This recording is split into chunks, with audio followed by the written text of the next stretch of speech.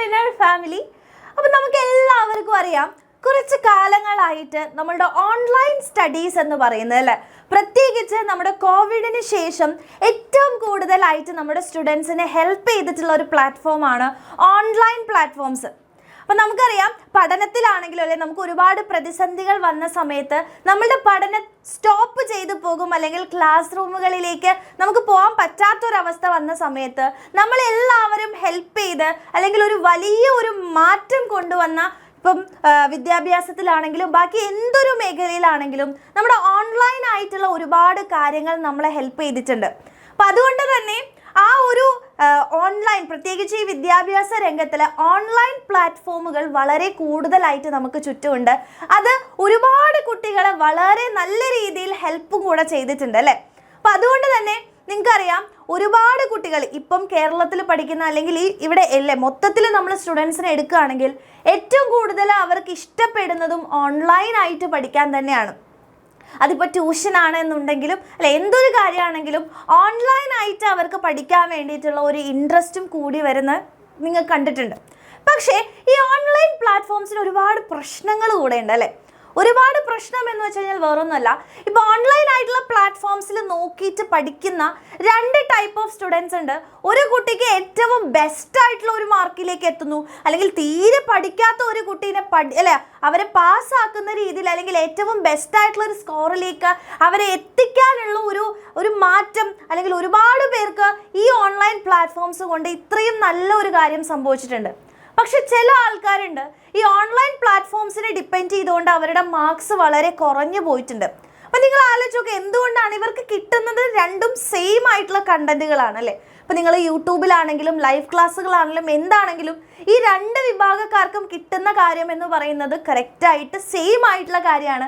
പക്ഷെ എന്തുകൊണ്ടാണ് ഒരു കൂട്ടം ആൾക്കാർ വളരെ അടിപൊളിയായിട്ട് മുന്നോട്ടേക്ക് ഫുൾ മാർക്കിലേക്ക് തന്നെ എത്താൻ വേണ്ടി പറ്റിയ ഏറ്റവും ബെസ്റ്റ് ആയിട്ടുള്ള ഒരു റിസൾട്ടിലേക്ക് എത്താൻ പറ്റി, പക്ഷേ മറ്റു കുറച്ച് പേര് കുറഞ്ഞു പോയി, അല്ലെങ്കിൽ അവരുടെ ആ ഒരു ഗ്രാഫ് താഴോട്ടേക്ക് പോകാനുള്ള കാരണം എന്താണ്?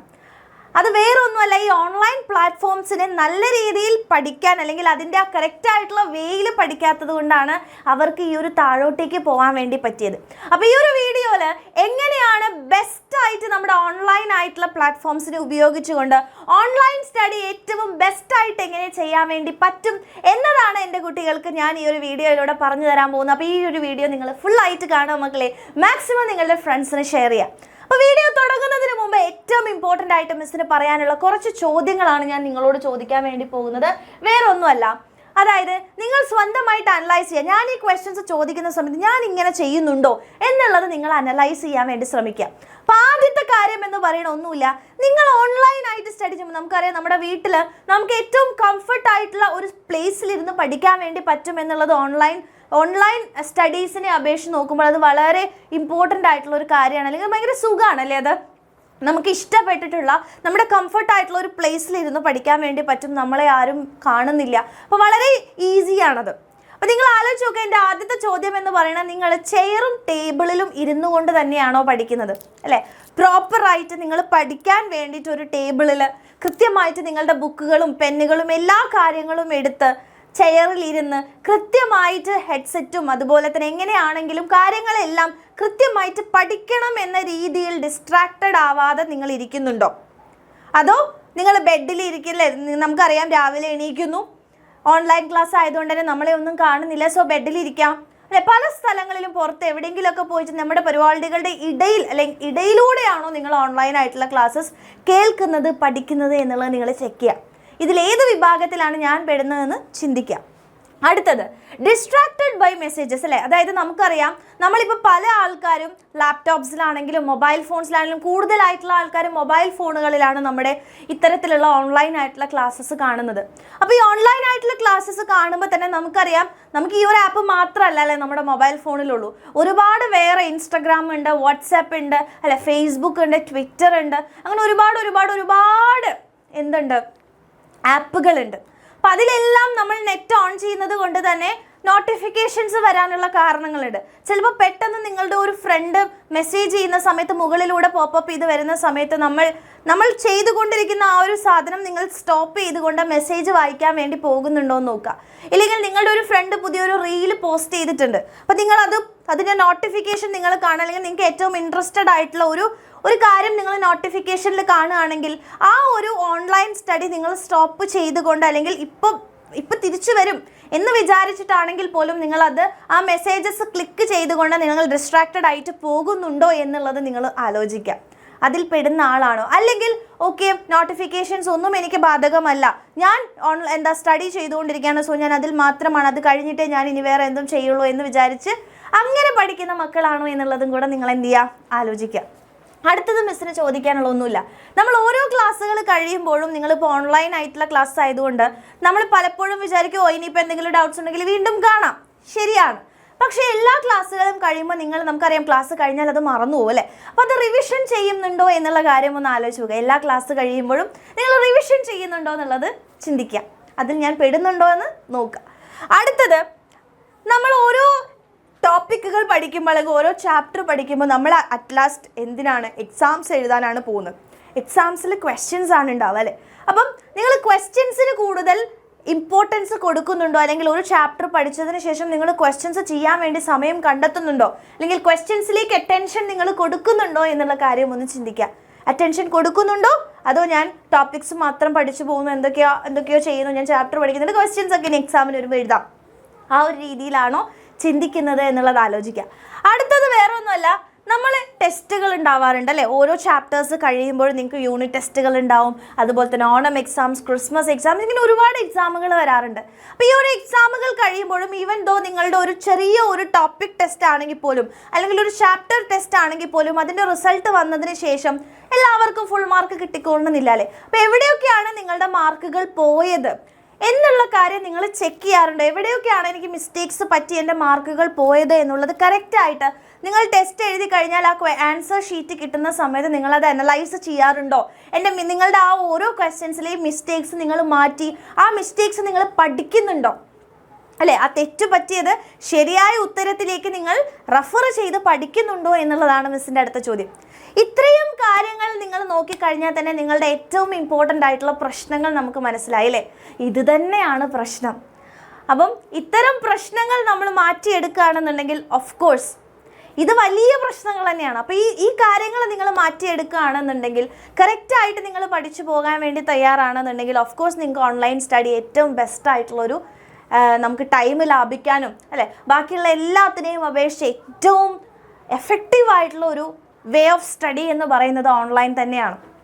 ഇനി നിങ്ങൾക്ക് ഇത്തരം ഡിസ്ട്രാക്ഷൻസിൽ നിന്ന് നിങ്ങൾക്ക് മറികടക്കാൻ വേണ്ടിയിട്ട് നിങ്ങൾ ഒരുപാട് കാര്യങ്ങൾ മനസ്സിലാക്കിയിട്ടുണ്ടാവും. അപ്പോൾ ഇതൊന്നും ചെയ്യരുത് എന്നുള്ള കാര്യം നിങ്ങൾക്ക് മനസ്സിലായില്ലേ? അപ്പോൾ എൻ്റെ കുട്ടികളോട് മിസ്സിന് പറയാനുള്ള കാര്യം, കുറച്ച് നിങ്ങളെ ഹെൽപ്പ് ചെയ്യാൻ വേണ്ടി കുറച്ച് ടിപ്സ് പറയുകയാണ്. ആദ്യം തന്നെ നമ്മൾ ഓൺലൈൻ ആയിട്ടുള്ള പ്ലാറ്റ്ഫോംസ് ആയതുകൊണ്ട് നമുക്ക് ഒരുപാട് രീതിയിലുള്ള ഡിസ്ട്രാക്ഷൻസ് വരാം. അപ്പോൾ അതിൽ നിന്നും നമുക്ക് മാറ്റാനുള്ള ഒരു ചെറിയ ട്രിക്ക് എന്ന് പറയുന്നത് നമ്മുടെ വാൾപേപ്പർ ടെക്നിക്കാണ്. വേറൊന്നുമല്ല, വാൾപേപ്പർ സ്ട്രാറ്റജി. അതായത് നിങ്ങൾ എന്തിനു വേണ്ടിയിട്ടാണ് പഠിക്കുന്നത് അല്ലേ? നിങ്ങൾക്ക് മോട്ടിവേറ്റഡ് ആവുന്ന എന്താണോ നിങ്ങളുടെ ഒരു അല്ലെങ്കിൽ നിങ്ങളെ മോട്ടിവേറ്റ് ചെയ്യിപ്പിക്കുന്ന, അല്ലെങ്കിൽ നിങ്ങളെ വേറെ ഡിസ്ട്രാക്ഷനിലേക്ക് പറഞ്ഞു വിടാത്ത ഒരുപാട് type of codes and wallpapers ഉണ്ടാവും. ആ വാൾപേപ്പറാക്കി നിങ്ങൾ വെക്കുക നിങ്ങളുടെ ഫോണിൻ്റെ. അപ്പോൾ അത് കാണുന്ന സമയത്ത് നമുക്ക് ഓർമ്മ വരണം, ഞാൻ ഈ ഫോൺ എടുക്കുന്ന അല്ലെങ്കിൽ ഞാനിത് ചെയ്യുന്നത് എനിക്ക് പഠിക്കാൻ വേണ്ടിയിട്ടാണ്, അല്ലെങ്കിൽ എനിക്ക് ഈ കാര്യം ചെയ്യാൻ വേണ്ടിയിട്ടാണ് എന്നുള്ള പ്രയോറിറ്റൈസ് ചെയ്യാൻ വേണ്ടി പറ്റുന്ന രീതിയിലുള്ള ഒരു വാൾപേപ്പർ നിങ്ങൾ സെറ്റ് ചെയ്ത് വെക്കാം. ഇത് നിങ്ങൾക്ക് കേൾക്കുമ്പോൾ ചിലപ്പോൾ വളരെ സിമ്പിളായിട്ട് എൻ്റെ മക്കൾക്ക് തോന്നുന്നുണ്ടാവും, പക്ഷേ ഇത് യൂസ്ഫുൾ ആക്കാൻ പറ്റുന്ന ഒരുപാട് പേരുണ്ട്. അപ്പോൾ അതുകൊണ്ടാണ് മിസ് പറയുന്നത് കേട്ടോ. അപ്പോൾ ഈ വാൾപേപ്പർ സ്ട്രാറ്റജി ഏറ്റവും ഇമ്പോർട്ടൻ്റ് ആയിട്ട് നമുക്ക് ചെയ്യാൻ പറ്റുന്ന ഒരു കാര്യമാണ്. വേറെ ഒന്നാണ് നമ്മൾ റിവാർഡ് കൊടുക്കുക.